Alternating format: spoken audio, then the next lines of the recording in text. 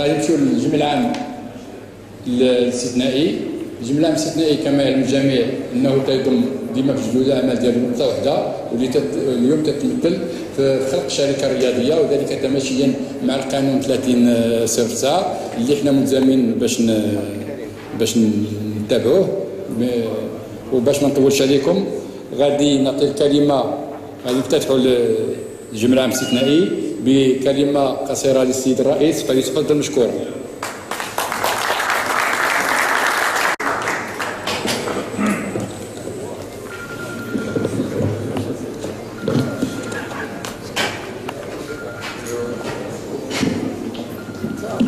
بسم الله الرحمن الرحيم.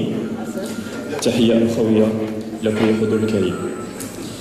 أولا وقبل كل شيء أود أن أشكركم جميعا على تلبيتكم الدعوة للحضور والمشاركة في هذا الجمع الاستثنائي الذي نتمنى أن يكون انطلاقة جديدة لنادي المولودية الوجدية فريقنا جميعا، والذي كان عبر التاريخ منذ تأسيسه في 40 القرن الماضي الموحد بين أهل وجدة بصفة خاصة وأبناء الجهة الشرقية بصفة عامة. جديدا الشعار الذي تأسس به ومن أجله أو المتمثل في المولودية الوجدية، المولودية للجهة الشرقية والجهة الشرقية للمولودية، وهذا ما جعلني شخصيا ومع إخواني أعضاء المكتب أن نتبنى المولودية مشروع مدينة وجهة. المولودية مشروع رياضي اقتصادي واجتماعي، لأن كرة القدم اليوم تخطت مفهوم الهواية وانتقلت إلى عالم المقاولات والميدان الرياضي الذي أصبح يساهم بشكل كبير في التنمية، وهذا ما نصب عليه في جمعنا الاستثنائي هذا الذي من خلاله وبموافقتكم سنقوم بخلق شركة رياضية لتدبير الشق الاحترافي لجمعية المولودية الوجدية لكرة القدم، كما ينص على ذلك القانون 30/9 والذي نحن ملزمون بتطبيق تنفيذا للبرنامج العام الذي سطرته الجامعة الملكية المغربية لكرة القدم. وحتى لا أطيل عليكم أحيي كلمة السيد طارق أنور الخبير المحاسباتي من أجل توضيح الأمور والمتطلبات التي تتعلق بكل الإجراءات القانونية تماشيا مع القانون 30/9 ومع إرسالية الجامعة الملكية المغربية لكرة القدم، ومنها إنشاء الشركة الرياضية التي تقوم بتدبير الشق الاحترافي لفريقنا المولودية الوجدية كما سنقدم. مرة أخرى أشكركم على الحضور وشكرا.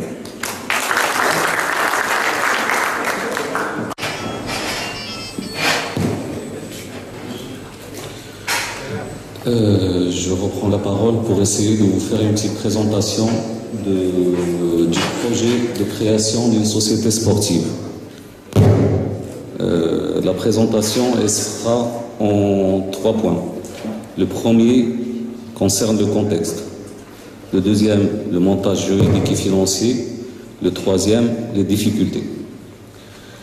Donc, pour le premier point,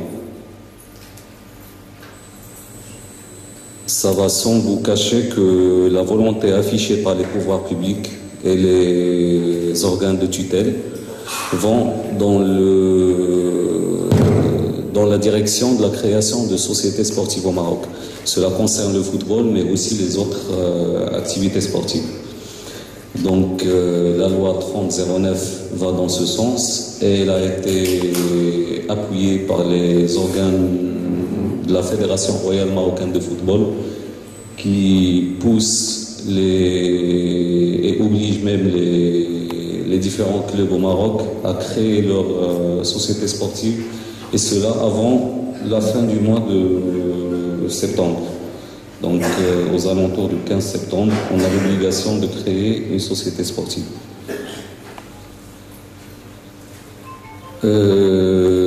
Il y a d'autres points qui concernent le contexte, et c'est plus en relation avec la réalité de l'activité économique générée par les associations sportives et qui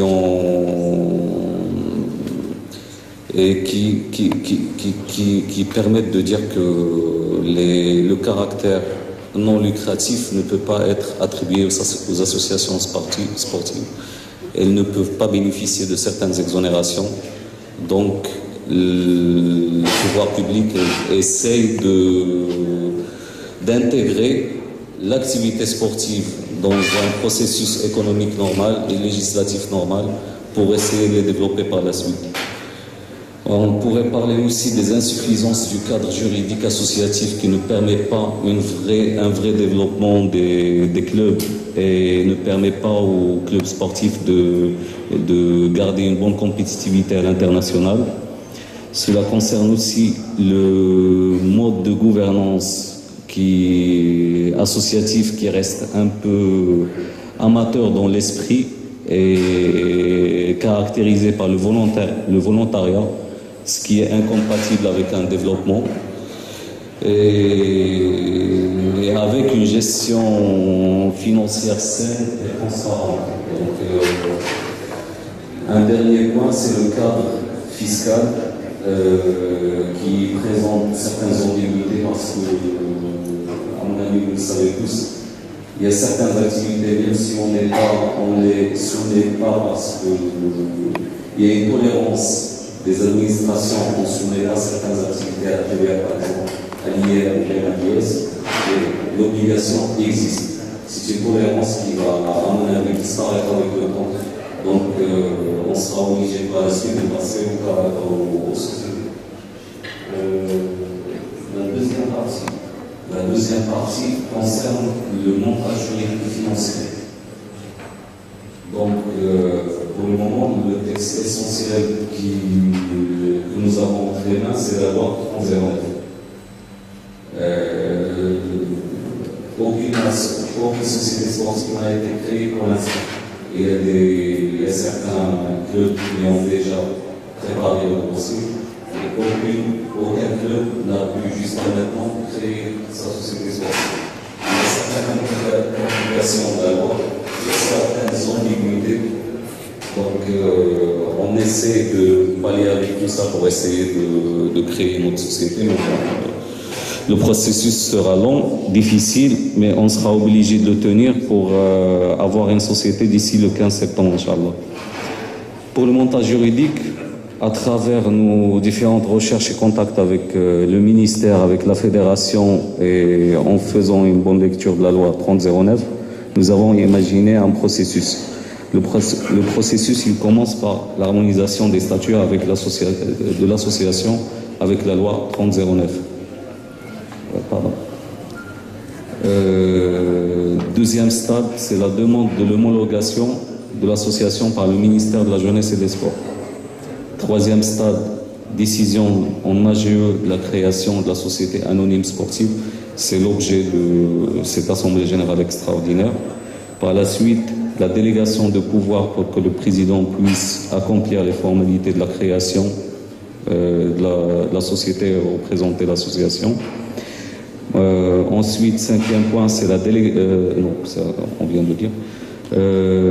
Sixième point, c'est la signature d'une convention entre la société et l'association pour l'organisation des pouvoirs et des compétences entre les deux.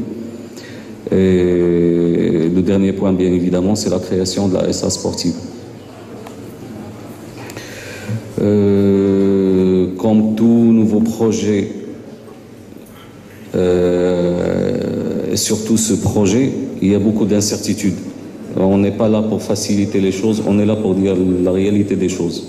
C'est pas pour être pessimiste, mais nous pensons qu'il y a plus de difficultés que d'aspects positifs parce qu'il y a encore beaucoup d'ambiguïté à lever. Il n'y a pas de vécu au Maroc, ça va être une première.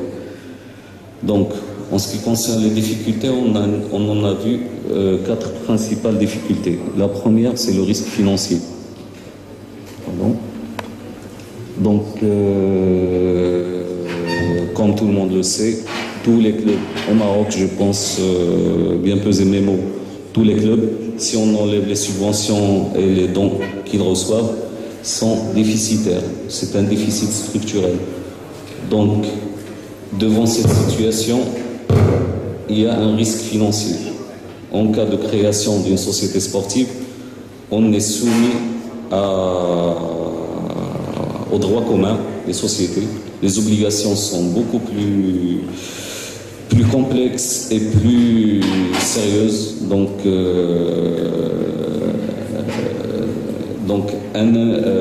tout investissement privé dans le secteur risque de souffrir de l'absence d'un cadre juridique, fiscal, social, spécifique et clair, ce qui aggrave les facteurs de risque et d'instabilité.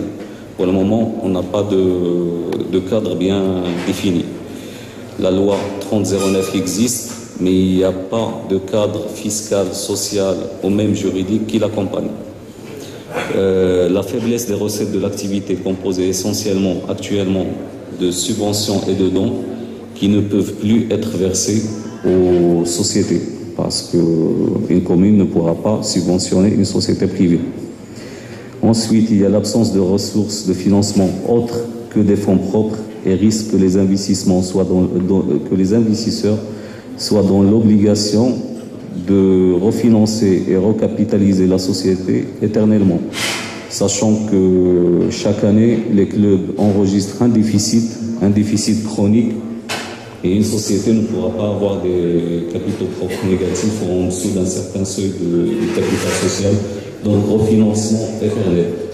Les perspectives encore sont incertaines en ce qui concerne la réforme et en tant que professionnel, on est dans un manque de visibilité pour le moment. On revient sur l'absence d'un cadre fiscal spécifique aux activités sportives. Donc si demain on crée une société sportive et si on commence à pratiquer le sport avec, on va devoir payer de la TVA sur le sponsoring, on va devoir payer de l'IR sur les revenus de tout, que ce soit le staff, les joueurs ou bien les intermédiaires. Tout le monde doit prélever de l'IR. Il y aura de la CNSS bien évidemment, et il y aura même de l'IS si on dégage un bénéfice, qui n'est pas très sûr. Absence d'un système social répondant aux spécificités du sport, la courte vie d'un sportif normalement obligerait le législateur à adopter un régime spécifique. Pour le moment, ce n'est pas d'actualité. Et la rareté des compétences et des conseils spécialisés dans le domaine du sport, sachant que c'est un élément important. Je crois qu'au Maroc, il y a peu de gens qui travaillent dans le domaine. On essaie d'avoir une spécialisation, mais ce n'est pas évident en l'absence même de repères et de textes très clairs. Voilà pour mon intervention. Si vous avez des questions concernant ce sujet, je pourrais répondre. Sinon, je laisse la place au C. Hassan pour continuer sa présentation d'enseignement. Merci.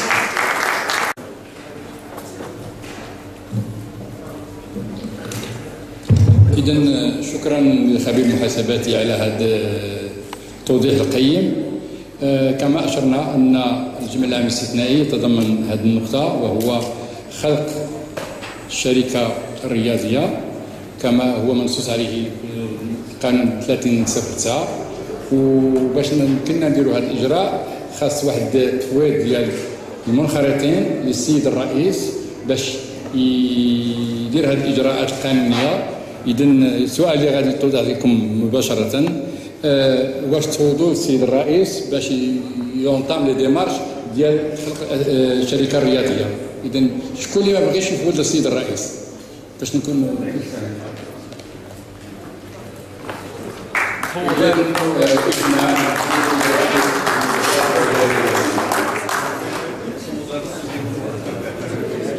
إذن قبل أن نختم جمعنا هذا هناك رسالة موجهة إلى السيدة هانية مداح ويتفضل الأستاذ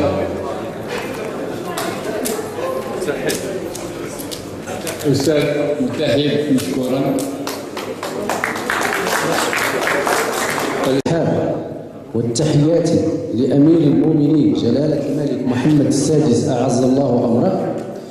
يسعد رئيس المولودية المجدية لكرة القدم أصالة عن نفسه ونيابة عن أعضاء المكتب المسير والمنخرطين والطاقم الإداري والطاقم الطبي والتقني واللاعبين والمحبين وسائر المساهمين في أعمال هذا الجمع أن يتقدم إلى السدة العالية بالله بأزكى آيات الولاء والإخلاص وأبهى التباريك والصلاح والفلاح. وإنها عادات غامرة ومسرات كريمة وأفراح عامة تجعلنا نشخص مواقف مسؤولة نستحضر من خلالها وبكل جدية والتزام تلك التوجيهات الملكية السامية النابعة من النهج السياسي الثاقب لمولانا أعزه الله، وبإرادة ثاقبة وعزم أكيد ستترجم المولودية المجدية لكرة القدم عبر برنامجها للسنة الرياضية المقبلة إن شاء الله نضالات متكاملة الأبعاد متماسكة المرمى لتساهم في تنشيط الأسباب الفاعلة في مجال بحث وتحفيز وتحقيق التنمية البشرية التي دعا لها سيدنا المنصور بالله، مع إدراكنا حق الإدراك ما أصبح لكرة القدم كرياضة شعبية من الرياضات ذات الأبعاد الحضرية على الساحة العالمية، ولا يعز على إرادة المغاربة كافة وساكنة المغرب الشرقي على وجه الخصوص أن يترجموا هذه الأبعاد السامية على أرض الواقع، وأننا نتضرع إلى المولى عز وجل أن يمد في عمر الرياضي الأول جلالة الملك محمد السادس أدام الله عزه ونصره، ويشد أزره بولي عهده الأمير مولاي الحسن وسائر أفراد الأسرة الملكية الشريفة، وأن يريه في شعبه خيرا ويمنا وبركات، وإنه سميع قدير وبالاستجابة جدير. والسلام على المقام العالي بالله خادم الأعتاب الشريفة محمد هوار رئيس المولودية المجدية لكرة القدم.